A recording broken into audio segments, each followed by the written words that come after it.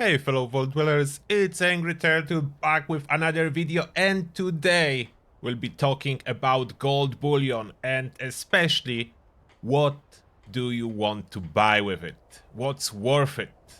There is a lot. There are weapons, there are camp items, there are previous season items including allies and resource generators. You can see me wearing Hellcat power armor in here and wielding Gauss minigun. Hellcat power armor modifications and Gauss minigun itself, you buy it with gold bullion. Just a quick recap about the gold bullion. If you don't know how to get it, you are slowly accumulating it by exchanging treasure nodes at gold bullion machines. There is a little bug that you should be aware about. When you access this machine, it looks like I cannot exchange anything. It's not true. You just need to switch the tab to inventory. For whatever reason, it's opening under new, and that's not where your nodes are. After switching to inventory, you can see that I have a lot of treasure nodes. If you wonder when those nodes comes from, mainly from public events. The bosses pay the most, so you will accumulate it if you are active and attending those public events, those with exclamation mark on the map. And you can exchange once a day, the same way as you are accumulating script. So slowly but surely, you will be rich. Now, we are currently at Foundation. That's in here on the map, Foundation, and there is a reason for that. I want to tackle the plans in order you will be able to see them. So Foundation is first. This gold bullion vendor, Samuel, is available for you first. Other two gold bullion vendors only appears for you after you complete the entire quest line from Wastelanders that starts as the new arrivals and finishes when you raid Vault 79. Only after this point you will see all gold bullion vendors. So Samuel is first, and there is one more little thing that I need to cover first. If you hover over your name, you can see your reputation with each faction, raiders and settlers. Those plans that you will not be able to see are related to your reputation. To see everything at those vendors, you need to max out your reputation. Slowly but surely by doing daily quests for them. Example of that will be this one on my map. Talk to Ward. Talk to him, accept the quest, and get a little bit of reputation, and do that every day. And now to the main point. What to purchase? Outside of consumables, lunchboxes, perfect bubblegums that can always be purchased, there is lots of plans. And I cannot really discuss in depth every single one, so I will stop on good ones.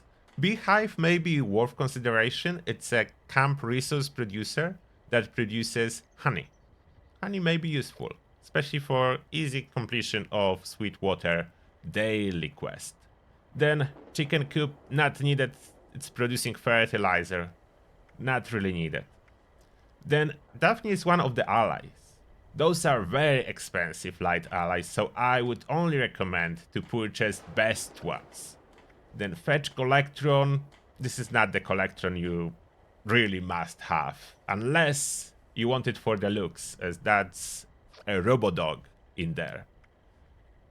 Then, worth mentioning ally Grandma Janko, as she will give you a perfect bubblegum effect once a day if you talk with her for 1 hour. Then we skip a lot, and Leo Petrov. This is a Nuka-Cola ally that can provide you with additional 5% experience buff in exchange for Nuka-Cola Cranberry.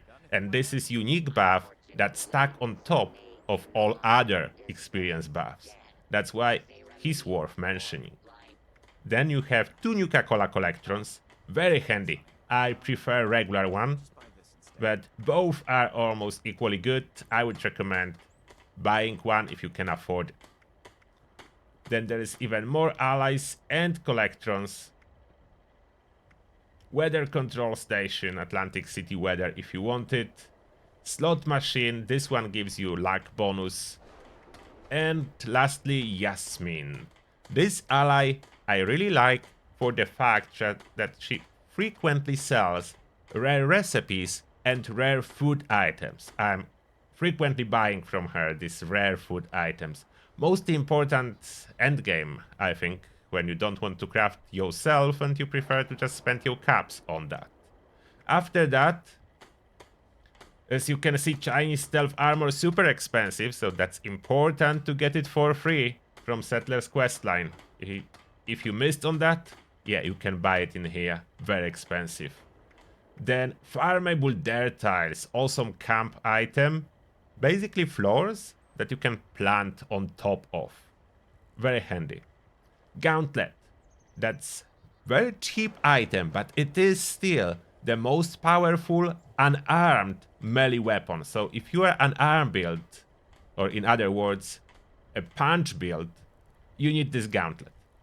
None of unarmed weapons can be used in power armor. That's a side note. If you plan to do that, not possible. Non-power armor melee builds only. Shock pads, yes, you need a mod for it. Then there is Gauss shotgun. It is one of the best shotguns, I would say, hand by hand with cold shoulder. But you only want it if you are a shotgunner. If you are not a shotgunner build, you don't want it. If you are a shotgunner build, you absolutely want it. So Gauss shotgun does require you to max out reputation. It will not appear for you otherwise. Now, modifications for it.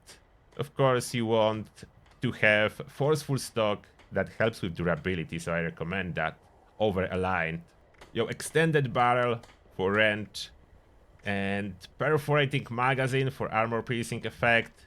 And lastly, prime receiver. It's down on the list. It's for whatever reason on the bottom of the list. You don't need all other modes. You don't need every single mode. Just this set. Then we have Grocer's backpack mod. Awesome mod. It reduces the weight of food and drink in your inventory. The same effect as through Haika perk. You can just free up 3 points from your agility if you choose a backpack.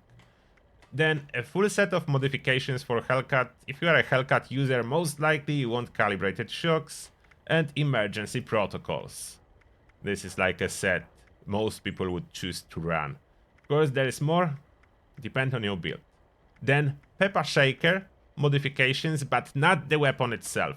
Weapon itself only drops from midweek event, seasonal event.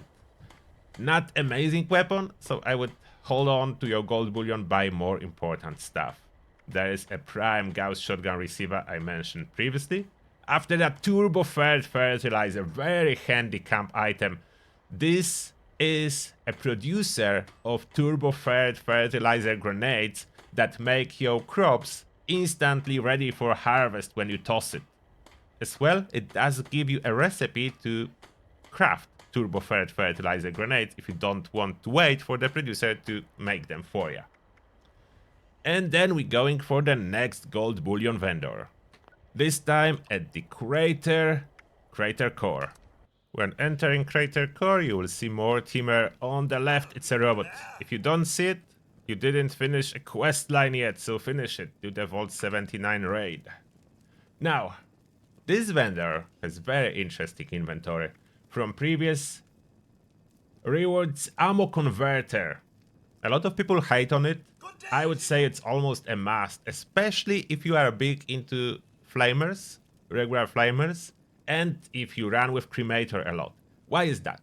Because thanks to this little ammo converter, you can mass produce a lot of 2 mil ammo that's relatively cheap to produce, then sell it for ammo converter points and purchase fuel, which is a cheaper way of crafting fuel for your flamer and cremator. So it's like a must-have in my book.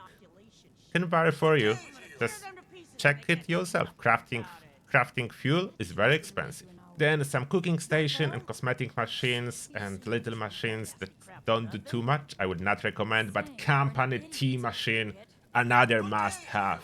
Company tea produces, this machine produces company tea, which is the best AP refresh buff in the game and lasts for 1 hour. Constant, awesome AP regeneration. I have an entire video talking about this machine, so That's how much I like it. Definitely must have. After that, Mechanical Derby Game.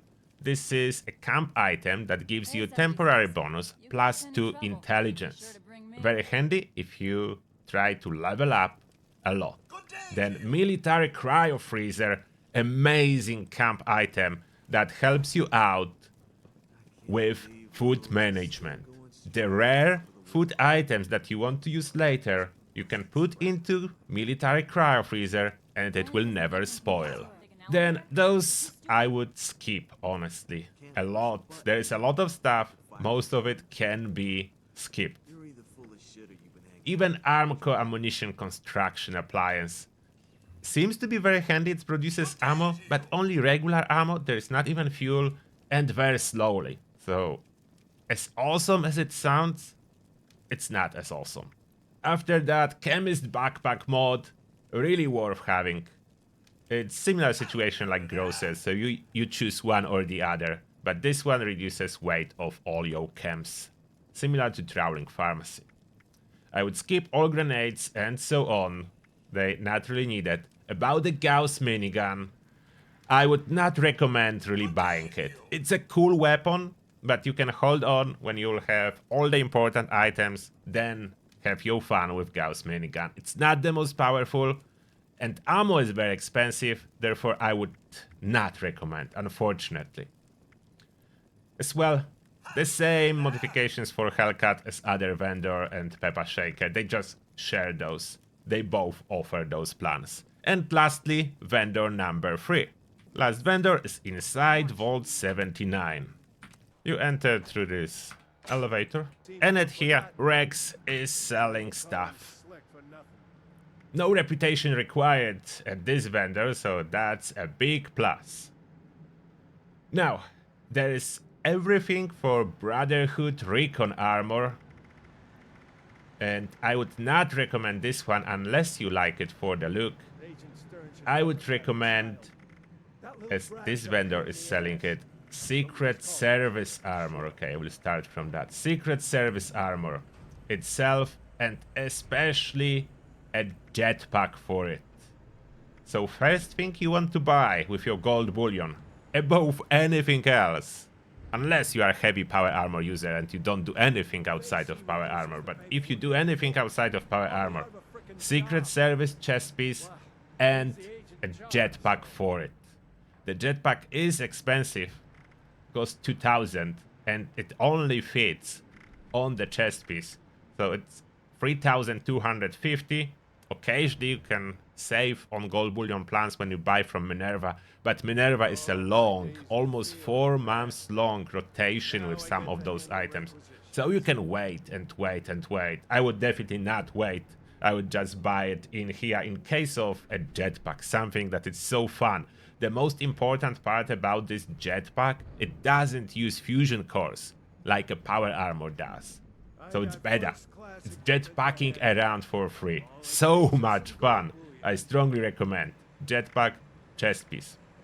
After that, don't waste your gold bullion on inferior mods. After you complete a full set of Secret Service, which is still the best armor, don't buy any mods that you don't really need, like aerodynamic or so on. You don't need it. The recommended mods can only have one for chest, so there is already a jetpack. It's Butcher's modification for all those 3 to improve resistance of chest, arms, and legs. So you need all those 3, Butcher's, not any other, just Butcher's. And for your limbs, it's easy to miss. It's on the bottom of the list, as the naming is, you can say, upside down.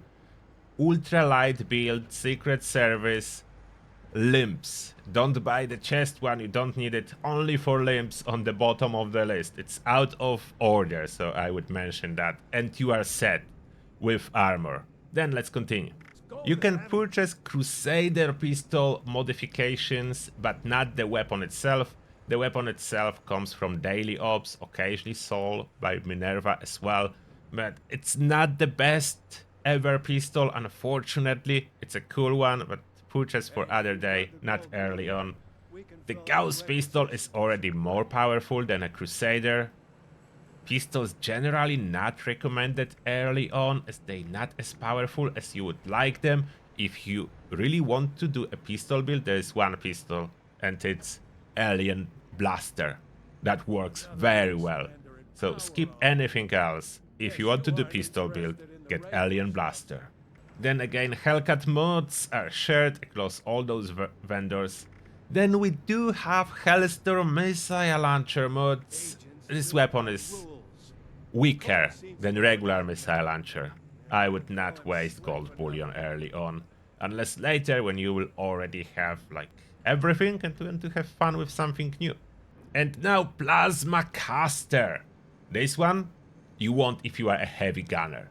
It's awesome VAT sniper for a heavy gunners. Very ammo efficient weapon, and bonus as it is using plasma. Plasma can change enemies into a goo pile, and goo pile is generating radioactive material for free. That is a scrap that is otherwise hard to get. So that's a good way to get it. If you want to use it, get yourself a lined sniper barrel and prime capacitor for it. You can purchase here modifications for plasma cutter, different blades. Plasma cutter is a decent one-handed melee weapon. If you are into it, if you want to roleplay a Jedi or something like that, it almost looks like a lightsaber, so maybe worth it.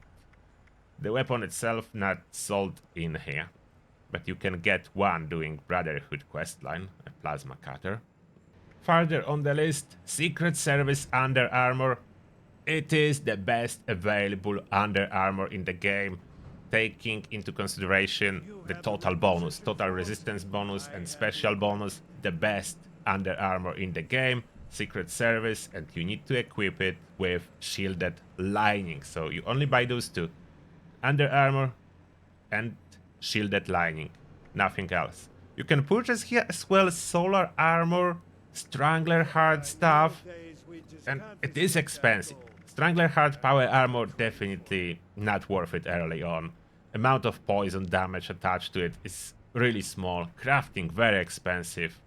Solar armor, Thorn armor as well. Crafting is very expensive, so I would not recommend early on.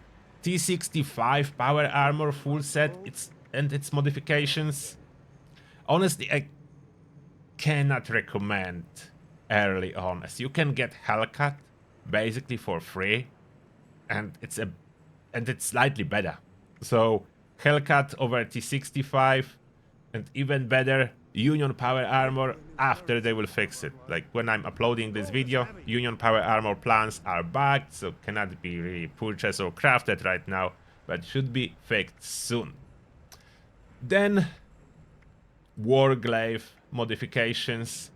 Warglaive is a really good two-handed melee weapon, so if you have one, if you want to modify it, the modifications are in here and are relatively cheap. And those are all the gold bullion plans. I know there is a little bit more that I said about nothing about them, but if I would like to describe every single plan, even those that I do not recommend to purchase, it would take me an hour. Hopefully this video is helpful for you. That's everything I have for today. Have fun in Appalachia, and see you in the next one.